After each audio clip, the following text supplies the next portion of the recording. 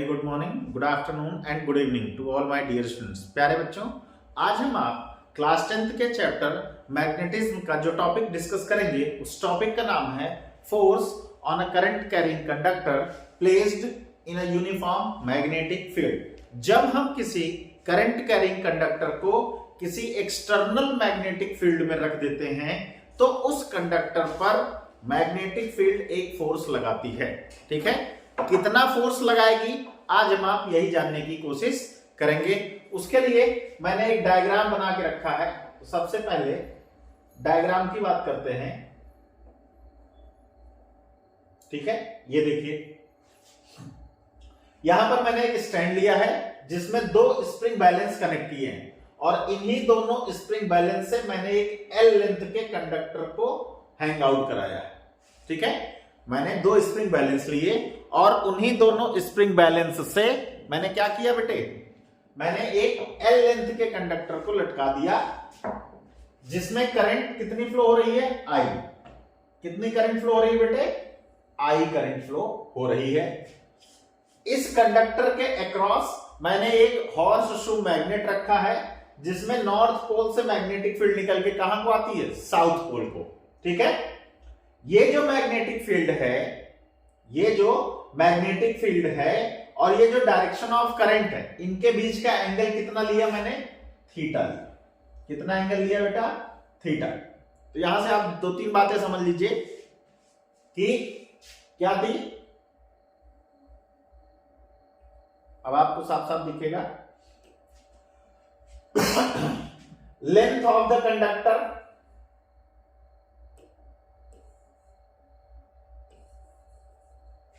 जी, देखिए length of the conductor कितना है,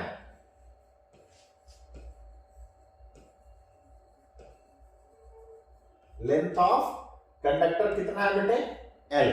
कंडक्टर की लेंथ मैंने कितनी ली है, एल।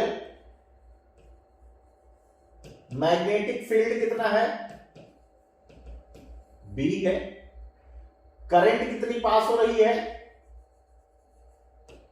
वो आई है। और एंगल बिटवीन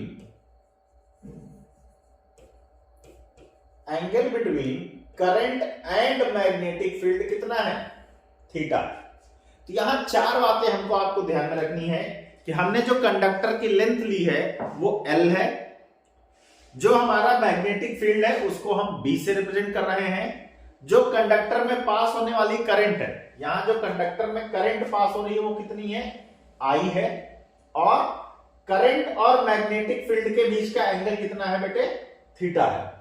तो यहां पर जैसे जैसे इन क्वांटिटीज में हम वेरिएशन करते चले गए वैसे वैसे फोर्स का मैग्नीट्यूड भी क्या हुआ, चेंज होता गया। कैसे, जब फ्लेमिंग ने कंडक्टर की लेंथ को बढ़ाया, बाकी सबको फिक्स रखा, मैग्नेटिक फील्ड को उतना ही रखा, पास होने वाले करंट भी आई थी, सेम थी, और दोनों के बीच का एंगल भी सेम था। करंट और मैग्नेटिक फील्ड के बीच का एंगल सेम था, सिर्फ एक क्वांटिटी को चेंज किया था, क्या, लेंथ ऑफ द कंडक्टर। पूरा सेटअप यही था, बस कंडक्टर की लेंथ को, छोटे कंडक्टर को हटा करके एक बड़ा कंडक्टर रख दिया। तो फ्लेमिंग साहब ने देखा कि जैसे ही कंडक्टर की लेंथ बढ़ गई, कंडक्टर में जो मूवमेंट था वो भी क्या हुआ बेटे, बढ़ गया। कंडक्टर में जो मूवमेंट था वो भी क्या हुआ, बढ़ गया।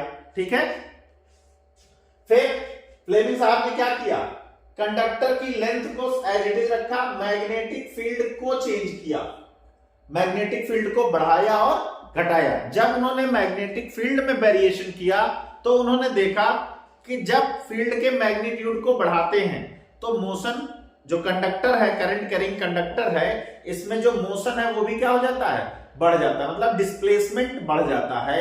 और जब मैग्नेटिक फील्ड को कम करते हैं तो डिस्प्लेसमेंट घट जाता है। ठीक, फिर उन्होंने करंट के मैग्नीट्यूड को चेंज किया, जो कंडक्टर में करंट पास हो रही थी उसके मैग्नीट्यूड को चेंज किया। तो ये देखा कि जब करंट बढ़ती है तब भी डिस्प्लेसमेंट ज्यादा होता है और जब करंट घट जाती है तो मोशन कम होता है, मतलब डिस्प्लेसमेंट कम होता है। ठीक, और जब उन्होंने करंट और मैग्नेटिक फील्ड के बीच को एंगल को ये जो एंगल हमारा थीटा है उनके बीच के एंगल को चेंज किया तो भी देखा कि ये जो वैल्यू है वो साइन के ग्राफ को फॉलो कर रही है। ठीक है, तो यहां से 4 बातें निकल के आई। ये बात, force is directly proportional to the length of the conductor. Force is directly proportional to the current passing through the conductor. Force is directly proportional to the magnitude of magnetic field. And at last, force is directly proportional to the sine of angle theta between current and magnetic field. ठीक है, अब अगर हम आप इन चारों equation को combine कर दें, on combining all equations what we will get F is directly proportional to IBL sin theta.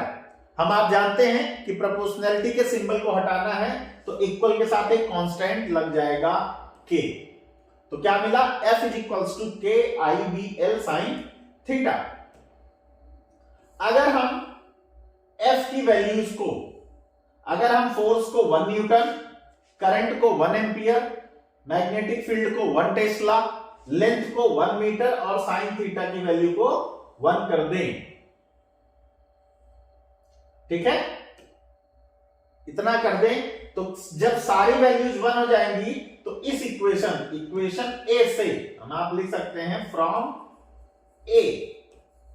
From equation A K is equals to कितना मिल जाएगा 1। या हम आप साथ लिख सकते हैं कि फॉर SI यूनिट का मतलब ही 1 होता है, तो for SI unit K is always equals to कितना बेटे 1। K का ये वैल्यू जब हम आप यहां प्लेस करेंगे तो हमको आपको फाइनल एक्सप्रेशन क्या मिलेगा, F is equals to IBL sin theta. ठीक है, F is equals to IBL sin theta. ये है फोर्स जो किसी करंट कैरिंग कंडक्टर पर एक्ट करता है जब हम आप उस कंडक्टर को कहां प्लेस करते हैं, किसी एक्सटर्नल मैग्नेटिक फील्ड में रखते हैं। ठीक है, तो आप ये फाइनल एक्सप्रेशन है, जल्दी से इसका स्क्रीनशॉट लीजिए। Done, very good. चलिए अब इसको मूव कराते हैं, ये लीजिए, ये एक्सप्रेशंस का स्क्रीनशॉट लीजिए। डन, चलिए अब डायग्राम, अब आप डायग्राम का स्क्रीनशॉट ले लीजिए और कौन सी चीज को किससे रिप्रेजेंट कर रहे हैं वो यहां आपको साफ साफ दिख रहा है। ठीक है, लेंथ L से, मैग्नेटिक फील्ड B से, करंट को I से और एंगल को थीटा से रिप्रेजेंट कर रहे हैं। ये डायग्राम है, बाकी सारा एक्सप्लेनेशन आपके सामने था। ठीक है, तो मैं उम्मीद करता हूं कि आपको ये सारी बातें समझ में आई। अगर नहीं लिया था तो एक बार जल्दी से स्क्रीनशॉट ले लें।